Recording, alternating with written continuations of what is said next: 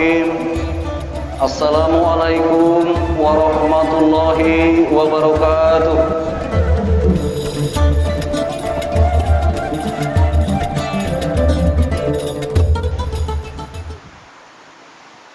Innal hamdalillah, segala puji bagi Allah. Nahmaduhu wa nasta'inu wa nastaghfiruhu. Kepadanya kita memuji, meminta pertolongan dari dosa-dosa kita. Wa na'udzubillahi min sururi anfusina, dan hanya kepada Allah kita meminta dijauhkan dari keburukan-keburukan diri kita. Wa min syayati a'malina, dan dari segala dosa yang pernah kita lakukan. Mayahdihillahu fala mudillah, barang siapa yang telah Allah berikan petunjuk, maka dia tidak pernah sesat selamanya. Wa ma yudillahu fala hadiyalah, barang siapa yang telah Allah sesatkan, maka dia tidak akan dapat petunjuk selamanya. Ashhadu an la ilaha illallah wahdahu la syarikalah, wa ashhadu anna Muhammadan abduhu wa rasuluh. Saya bersaksi tiada Tuhan yang berhak disembah kecuali Allah, dan Muhammad adalah utusan Allah. Qala Allah Ta'ala fi kitabihil Qur'an, Allah mengingatkan dalam kitabnya Al-Quran, ya ayyuhallazina amanu ittaqullaha haqqa tuqatih wa la tamutunna illa wa antum muslimun. Sekalian orang-orang beriman, bertakwalah kalian, hanya patuh dan tunduklah kepada Allah. Janganlah kalian tinggalkan dunia ini kecuali dalam keadaan Islam. Qala Allah Ta'ala ya ayuhan nas suttaqu rabbakumul ladzi khalaqakum min nafsin wahidah wa khalaqa minha zawjaha wa bassa minhuma rijalan katsira wa nisaa wa taqullahul ladzi tasaaluna wal ladzi arham innallaha kana 'alaikum raqiba. Sekalian manusia, bertakwa, hanya patuh dan tunduklah kepada Allah yang telah menciptakan kalian dari Nabi Adam alaihissalam dan Hawa. Sekali lagi bertakwalah kepada Allah, jagalah hubungan silaturahim, sesungguhnya Allah senantiasa mengawasi kalian. Qala Allah Ta'ala ya ayyuhallazina amanu taqullaha yaqulu qawlan sadidah yahsinis lakum a'malakum wa yaghfir lakum junubakum wa man yuti'illah wa rasuluhu faqad faza fawzan azima. Sekalian orang-orang beriman, bertakwa, hanya patuh dan tunduklah kepada Allah. Ucapkan kalimat yang benar, niscaya dia akan memperbaiki amal perbuatan kalian, mengampuni dosa-dosa kalian. Barang siapa yang mentaati Allah dan Rasulnya, sesungguhnya dia telah mendapatkan kemenangan yang besar. Amma ba'du, fa inna hadis kitabullah, sebaik-baik rujukan umat Islam dalam segala lini kehidupan, terutama ibadah, adalah kitabullah Al-Quranul Karim. Hadir hadiyu hadihi Muhammadin wa ala alihi wa sahbihi wasallam. Dan sebaik-baik petunjuk setelah Al-Quran adalah petunjuk baginda Rasulullah Muhammad sallallahu alaihi wasallam. Wala syah umuri muhdasatuha, seburuk-buruk perbuatan ibadah tidak punya rujukan dari keduanya. Fa inna kulla bid'atin bid'ah, karena perbuatan ibadah tidak punya rujukan dengan wahyu Quran dan hadis sama dengan bid'ah. Walatin dolala, membawa pelakunya pada kekeliruan. Walatin binar, membawa pelakunya pada api neraka. Hadirin jamaah salat Jumat yang semoga Allah rahmati dan berkahi, tidak ada perkara penting dan pokok yang kita goreskan di dalam hati dan jiwa kita di dalam memahami pertemuan indah di kesempatan siang kali ini, yaitu di dalam Jumat, ketika kita telah dipertemukan Allah pada salah satu jengkal tanah di muka bumi ini, di antara masjid-masjidnya, kecuali ucapan syukur atas semua nikmat-nikmat dalam kehidupan kita, atas semua ketaatan yang Allah mudahkan dalam kehidupan kita. Sesungguhnya tidak ada satu ketaatan dan ibadah yang kita selenggarakan bukan hebatnya kita di dalam iman, bukan pula hebatnya kita di dalam takwa, tetapi sesungguhnya setiap inci ketaatan kita, ibadah yang kita tunaikan merupakan bagian dari hebatnya Allah menolong orang-orang beriman. Itulah yang menjadi senantiasa kita bersyukur, karena sesungguhnya siapapun di antara manusia yang disibukkan oleh Allah di dalam kebaikan, Allah mudahkan ia melakukan ketaatan, maka sesungguhnya tidak ada tempat dia memuji hanya kepada Allah. Kita berharap dengan untayan pujian yang kita sampaikan kepadanya, Allah tidak akan meninggalkan kita walaupun sekejap mata.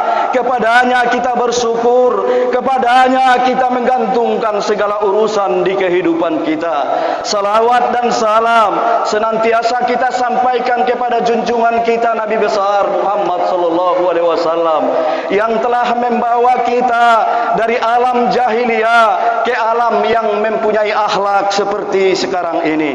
Kaum muslimin sidang jemaah Jumat rahimakumullah, baginda Nabi besar Muhammad sallallahu alaihi wasallam dalam momen-momen penting, di antaranya khutbah Jumat, khutbah hari raya Idul Fitri, khutbah Idul Adha, juga dalam momen-momen yang lain, kecuali selalu mengingatkan umat Islam agar bertakwa, patuh dan tunduk kepada Allah, kembali kepada Al-Quran dan Sunnah. Dalam kesempatan khutbah kaum muslimin, saya akan menyampaikan sebuah judul, yaitu wahai orang-orang Islam, kematian sedang mengejarmu.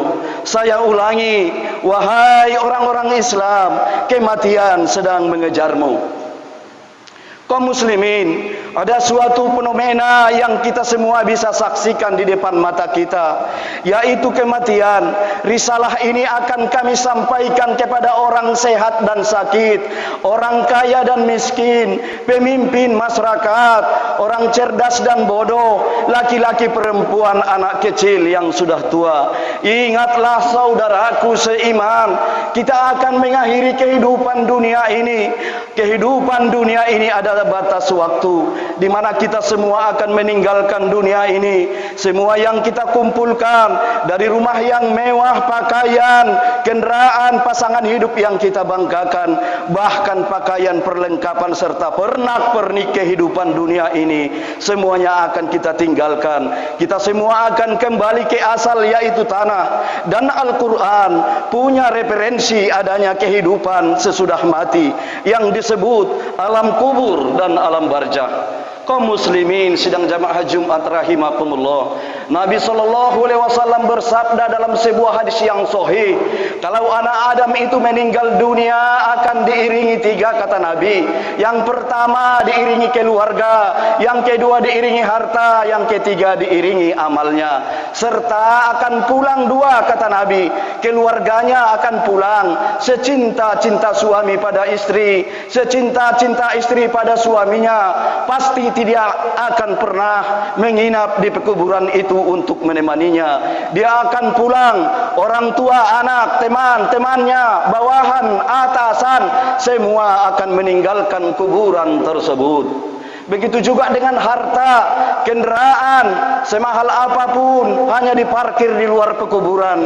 Setelah itu akan dibawa pulang menjadi harta warisan. Yang tinggal menemani kita hanya satu, amal kita. Amal inilah yang kadang kita lalaikan. Mikrofon masjid begitu keras untuk panggilan Allah, hayya 'alas shalah, hayya 'alal falah, ayo sholat, ayo menuju pada kemenangan. Namun itu semua kita abaikan. Orang miskin yang fakir mengulurkan tangannya untuk meminta, lalu setan membisikkan kuping kita mengatakan orang itu masih muda, masih kuat. Lalu kita menuruti setan sehingga kita berat bersedekah, berat berimpak. Al-Quran hanya menjadi hiasan dan penjagaan di lemari, berbangga-bangga dengan sampul yang indah. Al-Quran bukan lagi berfungsi sebagai ayat-ayat Allah Allah untuk dibaca, dipedomani dalam kehidupan. Begitu juga dengan orang tua yang terlupakan, bangga dengan harta, istri yang cantik, anak-anak yang banyak, sehingga orang tua sering kita abaikan. Disalam hanya 1 tahun sekali, tidak ada lagi bagi kita untuk mengejar pahala tentang bakti kepada kedua orang tua. Salah seorang salafus soleh, saat salah seorang dari orang tuanya meninggal, lalu dia menangis terisak-isak. Kemudian, "Kenapa Anda menangis?" kata dia. "Sungguh satu pintu surga sudah tertutup untukku." Dan sekian banyak fenomena dalam kehidupan kita yang kita lalaikan. Saudaraku seiman, dengarkan dan renungi baik-baik bagaimana Allah mengingatkan dalam kitabnya Al-Quran tentang masalah hari pulang. Yang pertama disebut dalam Al-Quran surat Al-Baqarah ayat 281, Allah sampaikan dalam firman-Nya, "A'udzubillahi minasyaitonirrajim, bismillahirrahmanirrahim. Wattaqu yauman turja'una fihi ilallah, summa tuwaffa kullu nafsin ma kasabat wa hum la yuzlamun." Artinya, takut pada hari ketika kamu semua dikembalikan kepada Allah, kemudian setiap orang diberi balasan yang sempurna sesuai dengan apa yang telah dilakukannya, dan mereka tidak dijolimi dan dirugikan. Kalau hari ini dan kemarin kita melihat kerabat kita, saudara, anak orang tua kita meninggal dunia, dibungkus dengan kain kafan, dan kita mengantar ke pekuburan, kita kubur, kita sumbat mulutnya dengan tanah, sebagaimana sudah sering kita lakukan, maka satu waktu nanti, saudaraku, kita yang akan diantar. Saudaraku seiman yang masih malas sholat, sholatlah sebelum Anda disolatkan. Banyak orang meninggal saf pertama di masjid, padahal itu keutamaan sangat besar, tapi dia menunggu dia disolati di depan imam. Inilah kerugian, penyesalan akan datang terakhir, saudaraku. Kemudian dalam ayat lain Allah berfirman dalam surah Al-Baqarah ayat 48, "A'udzubillahi minasyaitonirrajim, bismillahirrahmanirrahim. Wattaqu yaumal la tajzi nafsum an nafsin syai'an aw la yuqbalu minha syafa'atu wa la yukhaju minha aula wa lahum yunsurun." Artinya, takutlah kamu pada hari ketika tidak seorang pun dapat membela orang lain sedikit pun, sedangkan syafaat dan tebusan apapun darinya tidak diterima dan mereka tidak akan ditolong. Di ayat lain, saudaraku, surah Luqman ayat 33, "A'udzubillahi minasyaitonirrajim, bismillahirrahmanirrahim. Ya ayuhan nas, manusia, ya ayuhan nas, ittaqu rabbakumul ladzi yaumal wala mauludun huwa jajin awaladi syai'an inna wa'dallahi haqqun fala tatta'urannakumul hayatud dunya wala urannakum billahil gurur."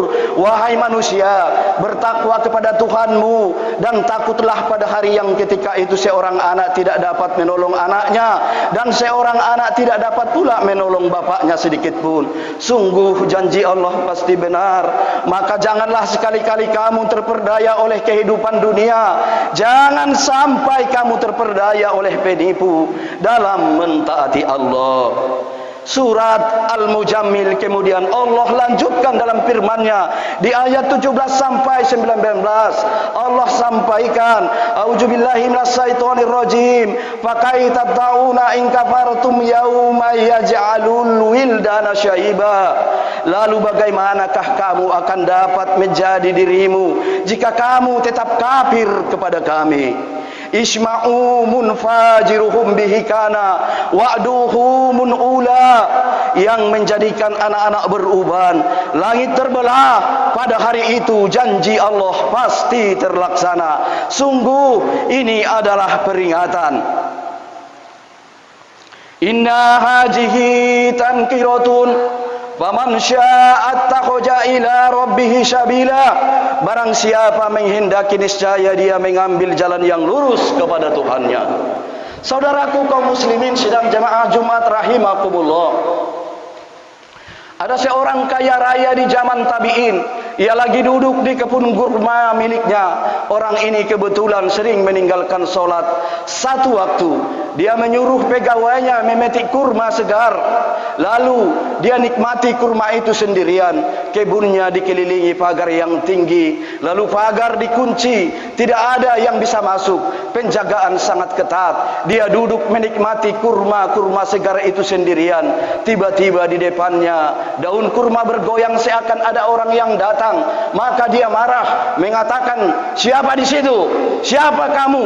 Begitu beraninya kamu masuk tanpa izinku." Tiba-tiba keluarlah orang dari balik pepohonan kurma itu mengatakan, "Sesungguhnya aku adalah sosok yang tidak butuh izin untuk datang ke tempat siapapun. Aku adalah sosok yang selalu ditakuti raja-raja dan orang yang sombong seperti kamu. Aku sosok yang selalu datang tidak pernah terlambat dalam menyelesaikan urusanku." Lalu tiba-tiba orang sombong dan kaya raya ini menundukkan matanya. Yang tadinya melotot karena marah, tiba-tiba ketakutan. Lalu dia berucap, "Masih Allah berikan aku waktu untuk bertobat."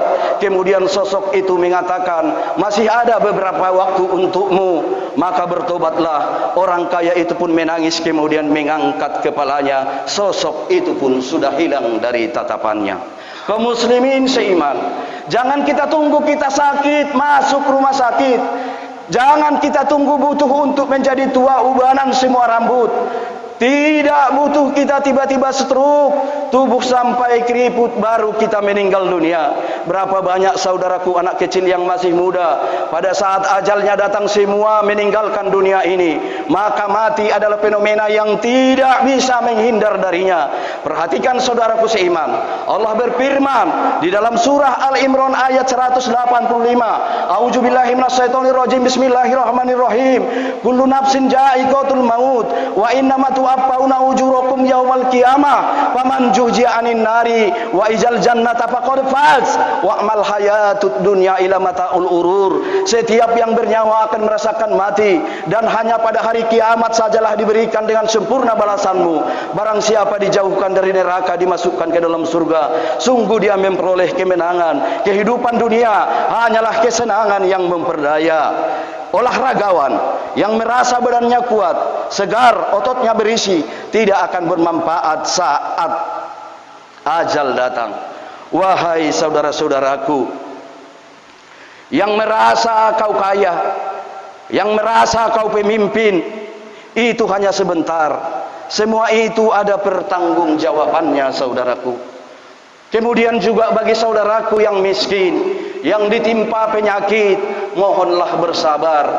Mohon pertolongan Allah dalam sisi kehidupan kita di setiap detik, kapanpun saatnya. Surat Anbiya ayat 35 Allah sampaikan, "A'udzubillahi minasyaitonirrajim, bismillahirrahmanirrahim. Kullu nafsin dha'iqatul maut wa nabluwakum bisyarri wal khairi fitnah wa ilaihi turja'un." Setiap yang bernyawa akan merasakan mati.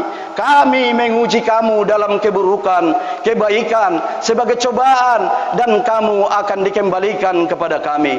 Maksudnya kebaikan di sini adalah dengan jabatan, harta, fisik, rupa, dan gaya hidup yang lain-lain. Sementara itu adalah cobaan dari Allah. Bersyukur tidak hambaku ini aku berikan nikmat. Mensyukuri dia enggak atas nikmatku. Kemudian juga kami uji dengan keburukan, penyakit, kemiskinan. Bersabar tidak hambaku ini. Menjadi bersyukur dia enggak kepada Allah. Maka Allah akan mengganjar kalau kita bersabar pahala yang maksimal di yaumil akhir kelak. Di ayat yang lain Allah lebih jelas menekankan kepada kita dalam Al-Quran surat Al-Jumu'ah ayat 8, "A'udzubillahi minasyaitonirrajim, bismillahirrahmanirrahim. Qul innal mautal ladzi tafirruna minhu fa innahu mulaqikum summa turazzuna alaihil ghaibi was-shahadati fayunabbiukum bima kuntum ta'malun." Katakan, sesungguhnya kematian yang kamu lari daripadanya, ia pasti menemui kamu. Kemudian kamu akan dikembalikan kepada Allah yang mengetahui gaib dan yang nyata. Lalu lalu diberitahu kepada kamu apa yang telah kamu kerjakan. Saudara-saudaraku, rumah sakit adalah tempat yang jumlahnya sangat sedikit. Orang yang berobat lebih sedikit jumlahnya dibanding orang yang berjalan di samping rumah sakit, pinggir jalan. Artinya lebih banyak orang meninggal yang tidak sakit. Hati-hati, berapa orang yang mudah kita pikul di keranda jenazah. Maka sadarlah saudaraku sekalian, mati itu kalau sudah dikenang, dia akan jadi pengontrol dalam kehidupan kita. Mengingat mati adalah pengawas yang sangat baik. Nabi bersabda, cukuplah mati jadi peringatan bagimu. Kemudian Nabi bersabda kembali, perbanyaklah mengingat pemutus segala kelezatan. Orang yang mengingat mati pada saat orang sempit kehidupannya, masalah besar yang dihadapi, kecuali akan melapangkan hidupnya. Oh, ternyata ini cobaan dari Allah. Oh, ternyata harus saya bersabar. Oh, ternyata saya akan mati. Maka penyakit jadi ringan, utang-utangnya pun jadi ringan, dan dia berusaha menyelesaikan sebelum mati menyambutnya. Dan siapapun yang mengingat mati saat dia lapang, maka dia pun berhati-hati menyempitkan semua celah-celah kemaksiatan. Hadis lain Nabi bersabda, malulah kalian kepada Allah sebenar-benar malu. Kata salah seorang sahabat, kami malu ya Rasulullah. Kata Nabi, bukan itu yang aku maksud, tetapi saya ulangi, bukan itu yang aku maksud, tetapi siapapun yang berusaha benar-benar menjaga kepala dan isinya, dan juga perutnya apa yang akan dia masukkan beserta lisannya, meninggalkan perhiasan dunia ini yang haram, yang tidak Allah halalkan, dan ia berusaha mencari yang haram, maka dia malu kepada Allah. Malu dia kepada Allah. Kemudian Nabi pernah melihat jenazah sedang diantar ke pekuburan. Kata Nabi, apa itu sedang menggali kuburan ya Rasulullah? Kemudian Nabi bersegera ke pekuburan itu, duduk di depan liang lahat sambil meletakkan lutut beliau ke tanah. Terlihat Nabi meneteskan air mata. Lalu para sahabat bertanya, kenapa kau menangis ya Rasulullah? Nabi menjawab, dengarkan ini kaum muslimin. Kaum muslimin sidang jamaah Jumat rahimakumullah, dengarkan baik-baik kata Nabi. Wahai saudara-saudaraku, untuk urusan seperti ini kalian harus punya persiapan. Subhanallah, subhanallah, subhanallah. Kemudian Hasan Basri radhiyallahu anhu pernah mengantar jenazah sambil berzikir. Lalu salah seorang bertanya kepadanya, wahai Hasan, kenapa anda berzikir? Bukankah kita sedang mengusung jenazah? Kata beliau, wahai anak muda, berzikir atau diam?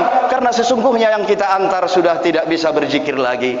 Juga demikian Uwais Al-Qarni pernah berkata, wahai penduduk Kufah, salah satu seorang yang sangat soleh, yaitu Uwais Al-Qarni, dan berbakti kepada kedua orang tuanya. Sesungguhnya kalau kamu sudah tidur, kata Uwais, kamu sedang berbantalkan kematian. Oleh karena itu, kalau kau masih sempat bangun, maka ketahuilah suatu waktu kau tidur dan tidak pernah bangun lagi. Begitu juga dengan Abu Ishaq. Abu Ishaq setelah selesai sholat mengeluarkan secari kertas dari kantongnya dan selalu membaca setiap habis sholat. Salah seorang sahabatnya tidak pernah menanyakan catatan apa itu.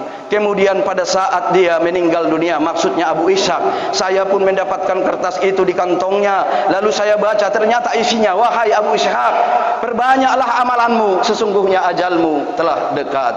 Saudaraku seiman, sebagai penutup, khotib bukan sedang bermaksud menakut-nakuti kita, tetapi kita semua harus sadar sebagai seorang yang beragama Islam, salah satu rukun iman saya ulangi, salah satu rukun iman percaya pada hari kiamat. Rentetannya yang kita sampaikan adalah kematian, mengetahui keadaan alam barzah, alam kubur, serta kebangkitan di hari kiamat. Amal baik dan amal buruk akan ditimbang, penentuan kau masuk surga atau masuk neraka. Penentuan terbaiknya adalah saat sekarang kita masih diberi Allah hidup. Jangan terus lalai saudaraku. Cukuplah yang telah berlalu. Kata para ulama, kalau yang berlalu adalah kebaikan, bersyukur.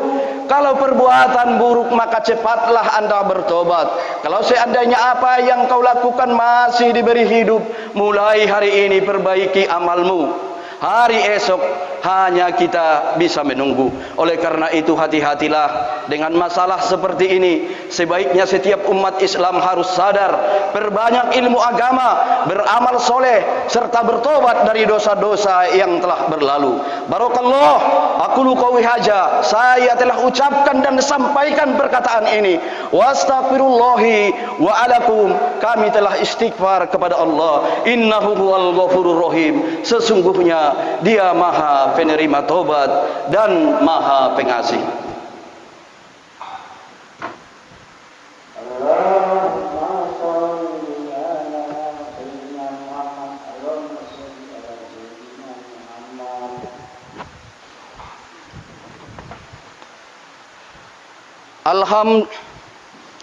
Alhamdulillah, assalatu wassalamu ala Rasulillah. Segala puji bagi Allah Subhanahu wa taala, juga salawat dan salam kepada Nabi besar Muhammad sallallahu alaihi wasallam. Sebelum berdoa kaum muslimin, saya akan sampaikan kisah Utsman bin Affan sebagai penutup khutbah kedua ini nanti. Menantu Rasulullah pernah membaca ayat tentang kuburan. Menantu Nabi ini orang yang taat tentang agama, menangis terisak-isak sampai pipinya basah, dan Quran yang dipakai pun basah terurai air mata sampai beliau pingsan. Setelah dipercikkan air berulang kali barulah Utsman bangun. Lalu dia ditanya salah seorang sahabat, "Wahai Utsman, kenapa Anda sampai pingsan baca Al-Quran?" Kata Utsman, "Saya membaca ayat tentang kuburan, maka saya pun ketakutan." Maka kata orang-orang di sekitarnya, "Kenapa kamu takut sementara kamu anak menantu Nabi sallallahu alaihi wasallam dapat jaminan surga?" Berujarlah beliau, "Betul yang kalian katakan, Rasulullah menjanjikan bagiku surga, tetapi Nabi tidak menjamin bagiku alam kubur, ajab kubur. Mungkin aku disiksa dulu barulah menuju ke surga." Oleh karena itu saudaraku seiman, tidak ada jaminan bagi seorang kalau dia akan selamat, kecuali yang menyelamatkan dia hanya dirinya sendiri. Perbanyak berbuat kebaikan, dekati Allah sang pemilik kehidupan dan kematian, ikhlas dalam ibadah, perbuatan, tebarkan senyum Islam dimanapun kau berada. Mintalah pertolongan Allah, karena bagi kita umat Islam tidak ada konsep keselamatan. Perbaiki ibadahmu, Anda selamat. Ikuti perintah Allah dan sunnah para Rasulnya. Hadis Nabi tentang hari Jumat, riwayat Imam Muslim, kata Nabi, hari Jumat adalah waktu dijabahnya doa. Dan itu kata Nabi sallallahu alaihi wasallam, makanya semua khotib, saya ulangi, kata Nabi sallallahu alaihi wasallam, kejarlah itu saudaraku saat khotib duduk di antara dua khutbah. Maka semua khotib selalu berdoa di khutbah kedua, karena waktu itu adalah mustajab, doa dikabulkan oleh Allah. Sekarang mari kita hadirkan hati dan pikiran untuk berdoa kepada Allah Subhanahu wa taala. Semoga Allah kabulkan, dan sebentar selepas asar sampai menjelang maghrib, maka berdoalah wahai saudaraku, sampaikan hajatmu kepada Tuhanmu, karena Tuhanmu Maha Pengampun dan Maha Penerima taubat hamba-hambanya. Alhamdulillahirabbil alamin. Kami memujimu ya Allah. Kami tahu dan yakin Engkau sedang melihat kami karena Engkau Maha melihat, mendengar kami karena Engkau Maha mendengar, dan mengetahui semua niat dan gerak-gerik kami karena Engkau Maha mengetahui. Kami berkumpul di rumah-Mu ini ya Allah, menjalankan perintah-Mu, maka terimalah ya Allah amal kami dengan pahala yang sempurna. Ya Allah, terimalah amal-amal kami dan ampuni segala dosa-dosa kami sampai ajal menjemput kami. Jadikan ya Allah kami mati dalam berserah diri kepadamu, membawa Islam dan iman di dada kami, yaitu husnul khotimah. Ampuni dosa-dosa orang tua kami, keluarga serta kerabat kami ya Allah. ampuni juga dosa-dosa kaum muslimin dan muslimat dimanapun sekarang berada. Ya Allah, tunjuki kami dan teguhkan hati kami dalam iman dan Islam. Ya Allah, karuniai kami pemimpin yang amanah dan jadikan negeri kami Indonesia di bawah naungan-Mu negeri yang makmur, adil dan beradab. Baldatun thayyibatun wa rabbul ghafur. Rabbana atina fid dunya hasanah wa fil akhirati hasanah wa qina adzabannar. Walhamdulillahi rabbil alamin. Ibadallah, innallaha ya'muru bil ihsan. Allah selalu menyuruh kita untuk selalu berbuat kebaikan dan keadilan. Wa yanha 'anil fahsya'i wal munkar. Allah larang perbuatan mungkar, keji dan maksiat. Ya'ijukum la'allakum tadhakkarun. Peringatan dari Allah, jadikan itu sebagai pegangan kehidupan kalian. Wazkurullahul azim yazkurkum. Ingat selalu Allah dan Allah akan ingat kepada kalian. Yazkuru ala ni'amahi yajidkum. Syukuri nikmatnya, dia akan pasti tambah. Wa zikrullahu akbar. Mengingat Allah adalah amal paling besar. Wa aqimus shalah, dan dirikanlah salat.